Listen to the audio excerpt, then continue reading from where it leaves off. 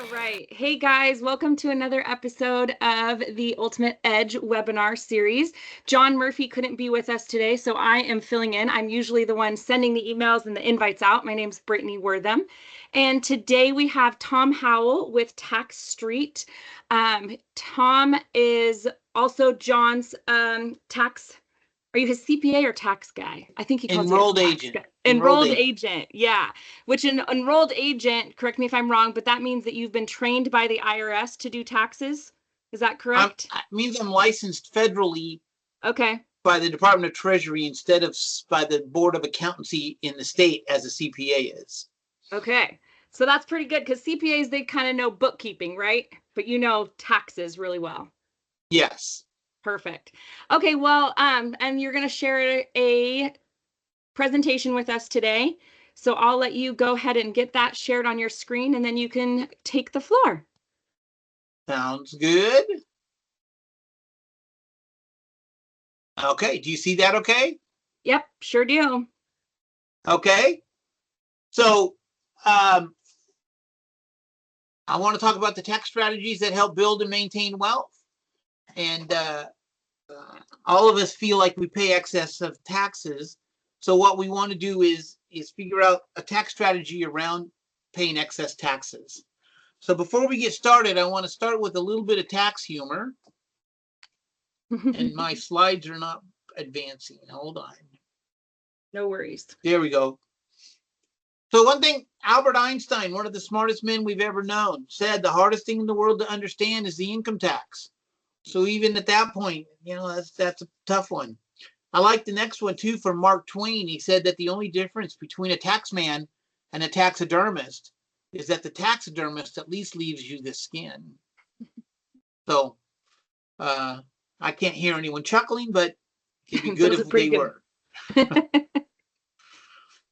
So tax planning is the secret to beating the IRS.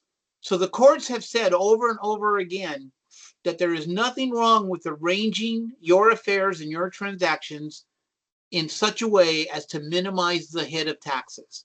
So nobody owes an obligation to pay the government more money than they need to. So developing a tax plan is how we ensure good financial defense against any IRS audits that might be coming and minimizing the taxes. And so with that, I go into a financial formula that I want to share with people. It looks a little complicated, but I'll explain it.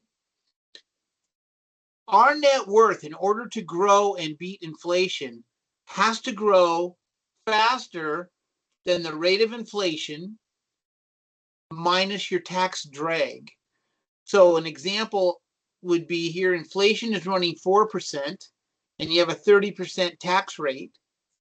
When we divide that into the equation, you have to earn 5.71% on your net worth just to keep up with purchasing power.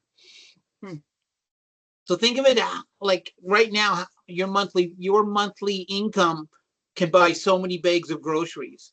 Right. In 10 years, we want you to be able to buy at least that much, if not more, groceries. Right? Yep. So people that buy into 1% CDs, they're not beating the break-even formula, and they are not investing in a way that's going to give them purchasing power in the future. So something like CDs is something that's good for someone who may be older, they're living on the interest, and they don't care to grow their net worth anymore. Right. But I want to show you a pretty dramatic mathematic calculation. If you take $1 and double it every day for 20 days, you would have $1,048,000 if you didn't have to pay tax. But if you have to pay 30 cents of every dollar or 30% of everything you make every day, you would only have had $40,640. That's a big difference. That's a huge difference. That shows you the impact of taxes on the growth of your net worth. So tax-free, we can do things in IRAs and 401ks to get the tax-free component, and we can minimize our 30% to say 25, 20, 15, and make that work better and better. So in our country, we actually have two tax systems. The first one is designed for employees. You get paid your wages for what you do for the company. From those wages, they deduct Social Security and Medicare. Then they deduct the federal income taxes and give you a net paycheck. And then if you have any other personal expenses to deduct, such as automobile, phone, rent, travel, meals, you all have to pay after that tax hit. Yep. For business owners, it flips around. First, you earn your business income. Then we deduct everything we can that's legal and ethical against those dollars to get a net profit, and then we pay tax. So we pay tax after we deduct all available expenses to us.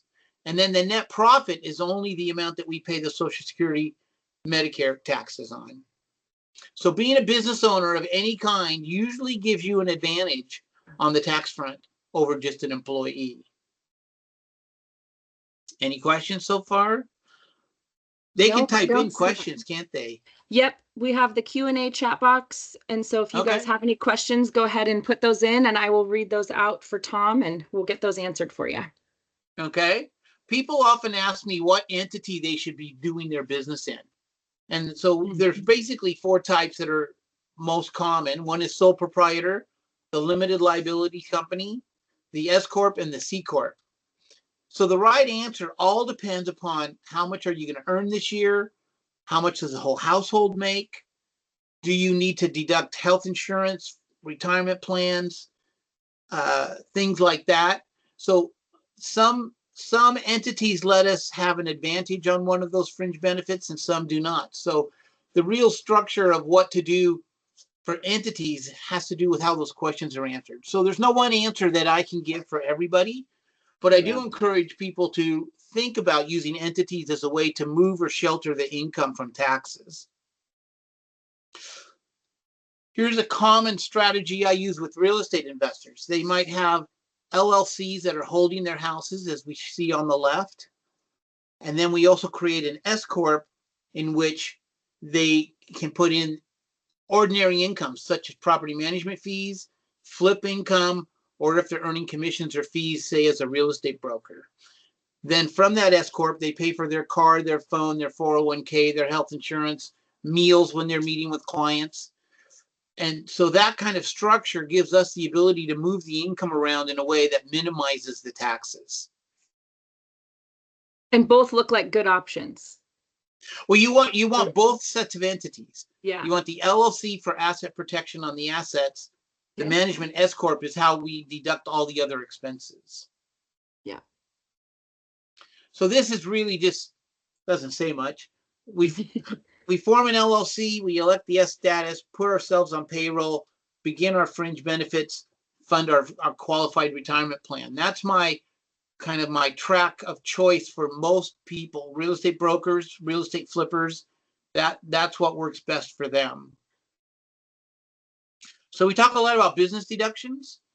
So the IRS has a very simple rule. The expense has to be ordinary and necessary for the production of income. It must be paid during the current year, has to be related to the business activity.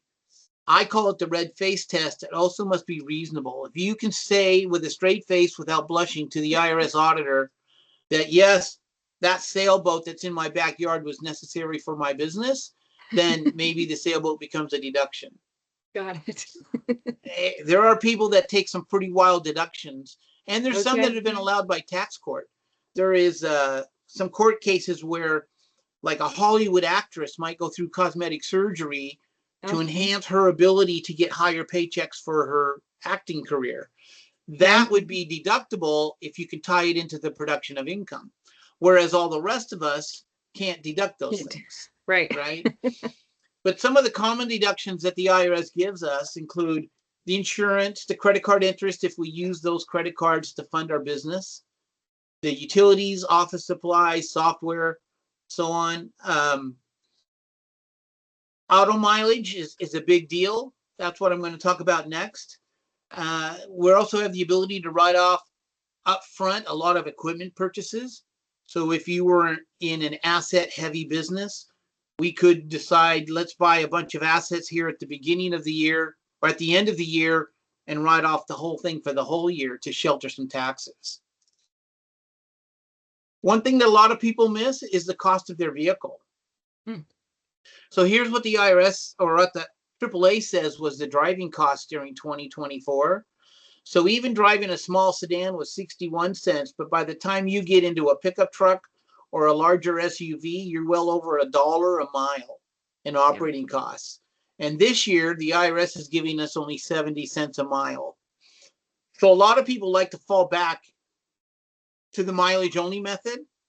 Okay. And they may be making a mistake. If they keep track of all their receipts and expenses during the year, it could be substantial. If you're someone that drives 20 or 30,000 miles a year, getting 30 cents a mile, that's $3,000 in deductions per 10,000 miles. So that can be a relatively big deal. One of the other things we like to talk about is hiring your kids. The IRS says that if they are 7 or older, then they can follow directions and do something that can make money. The first $14,600 is tax-free for them, and then they only pay 10% on the next 11,000. If you paid them with those wages, they can also contribute to their own IRA. You'd have to pay them reasonable wages, so you can't pay them $100 an hour, and you can't put their baby picture on your product and call it a modeling fee for $100,000. So you should have them do a written timesheet and issue them a payroll check that goes into their own bank account, and they'll get a W-2. And the big advantage is that if they're under 18, there's no Social Security or Medicare tax that has to be paid on those wages. So that you can then have your kids pay for their own music lessons or their own expensive little tennis shoes or whatever their little extras are beyond the basic expenses that you would have as a parent. The medical expense reimbursement plan. This used to be a big deal 10, 15 years ago, and you don't hear about it much, but it is still in the tax law. So if you have a spouse who works for a sole proprietor or you are a C Corp, you can reimburse yourself and all your employees for their out-of-pocket medical. And there is no annual limit under the tax code, only the limit that you set for the company. So you can deduct your premiums, your prescriptions, the things that your insurance might not cover, such as dental, vision, and chiropractic. Non-prescription medications, supplements, and supplies can all be directly paid from the company to you, and the company gets to take a deduction, and you don't have to count it as income. There's no special reporting done at all. We just do a monthly or quarterly report to the company saying, here's how much I paid on medical, and here's how much I'm going to get back. So that is missed by a lot of people. Yeah. So that can be several $1,000s. If you just have if you're in your own business all by yourself and you're paying $1,000 a month for health insurance, the company can pay for it and write it off. And if you're paying for high deductibles, expensive medicines, you can take those as well. And then here's where my favorite topic is for people is developing a qualified retirement plan, the QRP. And these include the solo 401k, an EQRP plan, which is a modified 401k, and what we call a defined contribution plan, which can let us put a lot of money away. So just the solo 401k, if you are under 50 years old, you can put $23,500 away. And if you're over 50, you could put $31,000 away each year. The company can match up to $2 for every $1 that you put in, as long as it does not exceed 25% of that business income.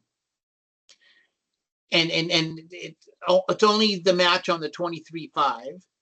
But that means that each person could remove as much as $78,000 from the tax return income. Wow. Or a married couple, both doing it in full, could get $156,000 deduction from their taxes, and they still have the money. They move it over to another pocket in the same pair of pants, and they still have the money. Yeah. And with that solo 401k, self-directed, which is what I like to coach people to do, is they can buy real estate, they can do lease options, they can buy notes, they can do lending, private lending.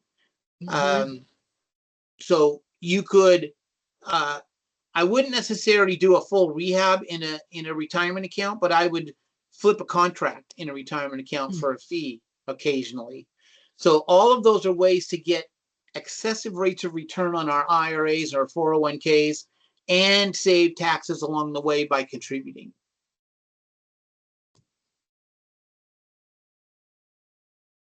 Depreciation is another big tax break that we have. The IRS has a concept that says anything that you buy, including real estate, will wear out over a period of time. And so you might be able to buy a computer and the IRS says 5 years it'll be worthless. You could buy a house and they say it's 27 and a half years and it'll be worthless. So by building a mechanism around depreciation, we can take a lot of tax deductions. So a residential building is 27 and a half years. The commercial buildings are all 39 years. The land we take away and we don't ever depreciate the land because that never goes away. And then the personal property is 5 years, and that's all the things that can be removed from the building and it would still stand. And we have this concept called cost segregation, where we actually pay a professional firm to look at our structure, and then they break out the land from the building from the personal property. And we are able to get a large upfront write-off, which is not good for everybody, but for the right person, they could almost get their entire down payment back as a tax deduction. So depreciation is pretty good. Here's how it works. If we were to buy a rental house, we would break out the land, and then from the land, we would break out the raw dirt from whatever land improvements, fences, driveways, excavation. All of that is land improvements that we can claim over 15 years. And then the building improvements, which includes the structure itself, we break out the structure, everything that's required to keep it standing, and then personal property is everything else. And I'll have a list coming up of that. So here we have the cabinets, the countertops, carpeting, the appliances, the security system, the washer and dryer, any non-structural walls or window treatments. All of those things can be removed from the house and the house still stands. So those things we can write off all at once. Typically, that can be 10 to 12% of the purchase of a house. So you buy a $600,000 house at 10%, that's $60,000 of deductions up front, plus the regular depreciation on the house. So that can be a big tax advantage to keep buying and using cost segregation as a way to shelter income. Another question that's often asked is, when I work on my property, is it a repair or is it an improvement? Repairs we get to deduct in full right now, but an improvement we have to depreciate over time. So repairs are those things that keep a property in good condition and do not necessarily prolong the use of the property. So if you have a broken window and you replace the glass in one window, it's a repair. But if you break out all the windows of the house and put in new windows, that's an improvement. If you patch a roof that's leaking, that's a repair. If you replace the roof, that's an improvement. So those things would add value to the property. So if you were to sell it immediately following the work, you would have gotten a higher sales price because of it. Right. So we want to have that. And then we have another discussion point is whether you are an investor or a dealer. And this comes into play because investors get all the tax benefits of depreciation, lower capital gains tax, and the ability to do a 1031 tax-free rollover. Dealers do not have that. Dealers are in the business of selling real estate. So they have to pay the self-employment taxes if they have a profit. They don't get to claim depreciation. Their real estate is considered inventory. So it acts just like if you had a Walmart store full of product, they don't get to deduct the product until after it's sold. Right. So dealers are usually the rehabbers and flippers in the world. They could be the wholesalers that are flipping wholesale contracts. And investors are those that are holding the property for long-term gains of some type. Very good. And I think Then in 2 weeks, yeah. our next webinar will be on 1031 exchange. So for anybody listening, you guys can tune in for that if you want to know more. Yeah, and that has its own complications and Yep. rules. So Yeah. that's not also easy. Yep. But Good stuff to learn. and then the holy grail of being able to deduct real estate as a tax shelter is to become a real estate professional, which is not easy for everybody. The IRS says that you have to perform half of all services in a real estate business. So real estate brokers, this would be easy for, but if you're working for Boeing or someone else, it'd be hard to out earn your Boeing salary unless you, really had a going business. The IRS says it has to be at least 750 hours of those services. So anyone that's in development, acquisition, conversion, brokerage, rental, property management, or construction. Unfortunately, mortgage brokers are not on that list. So for some reason, the IRS decided that mortgage brokers are not in a real estate trade or business. But when you are a real estate professional, there's no limit to how many losses you can claim in a year. And so if we were to buy a big building, take that cost segregation, we have a $60,000, $80,000 loss, we can take it if we're a real estate professional. If you're a high income earner, that loss gets suspended and you're not going to be able to take the losses until you either sell the property or your income comes down. Gotcha. One of the things that everybody chuckles at, but not enough people do, is what we call the Augusta rule. This is the non-taxable rental of your home. So you're allowed to rent your residence out for 14 days or less in a year. And if you do it right, your income is non-taxable. You don't get to deduct any expenses against it either. But you can put a business meeting in your living room and charge $1,000 for holding the meeting if that's what you would pay if you were to go to a hotel or somewhere else for a meeting space. I had a client years ago, used to have a big yard across the street from the gate at Puyallup Fairgrounds. Oh. And during the fair run, he would park cars on his lawn, and he would make $15,000, $20,000 parking cars on his lawn. Under this rule, that's tax-free income for him. That's cool. So it could be a big deal. I think I've parked in that parking lot before. You may have. Somehow, I don't think he had the wisdom to look for the big backyard. It just sort of happened for him. That's but cool. Yeah, he didn't have to pay tax on that income that he got. So $20 a car coming and going, coming and going. And then my last piece of advice for people has to do with their accountant of choice. So I get a lot of people that come to me and say, oh, well, my accountant says that would be a red flag and I shouldn't take it. And my answer is always, who cares if it's allowed by law, then you should be allowed to take it. And an audit, as bad as it sounds, if you have good records and you're being honest, an audit is 2 hours in and out. If you don't have any records, or they can detect that you are not being truthful, then they can drag you on for a multi-day, multi-$1,000 experience. But your accountant should be an advocate for you to pay less taxes, not advising you not to do something so that their life is easier. Yeah. Does that make sense? Oh, yeah. I see there's no questions. Everybody's, We don't have any questions. No. Listening. So here's me and how to get hold of me. Yep. And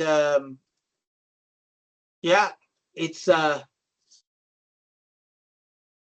you did a good job. Nobody had questions. I know that I have questions, and I've said it to John for years, that I need to get in contact with you and get us set up better. But so I'm thinking that's what we'll probably be doing here soon, because I keep saying it over and over, and we just haven't done it yet. But so that's it. Yeah. All right. Learn how to go over, under, and around the IRS. Oh, here we go. We do have a question in here. Let me see. Looks like Jeff wants to know, what made you decide not to purchase a CPA license? Well, partly because I went to work for the IRS and Yeah. and learned taxes. And so it was there that I learned about the EA. So I sat for the EA exam because I already had that knowledge. I didn't have to go back and get an accounting degree so I could sit for the CPA. Mm-hmm. Plus, accounting is not my love. My love is the strategy around buying real estate as a tax shelter. Yeah. Which we've done webinars on before with John, right? We have, Yep. yes. So we can, if you check out our YouTube channel, you can check out those other videos too, because Tom goes into depth about that, and it's pretty cool. Makes you Yeah, the excited. compounding effect of real estate is big. Yeah. Yep. Looks I like see we've got Jeff is typing another question. He is, yep. Oh, maybe not. Let's see here if we've got anything else. No, I'm good. Okay. All right. Well, thank you guys. I can tell from the list of people, some of these people already know me. So Yes. so they would know how to get hold of me if need be. So Yeah. So yeah, that's All it. right. Well, thank you so much. I appreciate your time today, and we'll see you next time. Very good. Thanks, Thank Tom. you. All right. Bye-bye. Bye-bye.